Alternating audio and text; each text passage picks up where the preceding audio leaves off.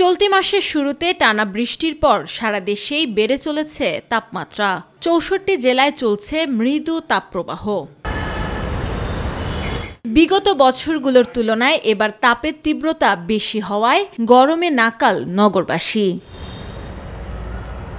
তবে নগরবাসীর জন্য স্বস্তির খবর জানিয়েছে আবহাওয়া অধিদপ্তর। তাপপ্রবাহের মধ্যেই ৬ বিভাগের ২-১ জায়গায় বৃষ্টি হতে পারে জানিয়েছে তারা। পূর্বাভাসে বলা হয়েছে সিলেট বিভাগের কিছু কিছু জায়গাতে বৃষ্টি হতে পারে। আর এছাড়া আমরা বলছি যে কালকের দিনের পর থেকে বিশেষ করে সিলেট, বরিশাল এবং চট্টগ্রাম বিভাগে বৃষ্টি হতে পারে। সোমবার থেকে সারা দেশে বৃষ্টি হলে তাপপ্রবাহ কমবে বলেও জানান আবহাওয়াবিদ। ২০ তারিখে এই বৃষ্টিটা সারা দেশে ছড়িয়ে পড়তে পারে, তবে খুলনা বিভাগে বৃষ্টিপাত কিছুটা তুলনামূলকভাবে কম থাকতে পারে। ১৯ তারিখের পর থেকে এই চলমান তাপপ্রবাহ অনেকটা প্রশমিত হতে পারে। পুরো বর্ষা মৌসুম জুড়ে সমুদ্রে কয়েকবার লঘুচাপ সৃষ্টির সম্ভাবনা রয়েছে বলেও জানান আবহাওয়াবিদ AKM নাজমুল হক।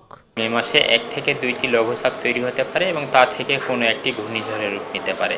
আমেরা হিরা, মাই টিভি, ঢাকা।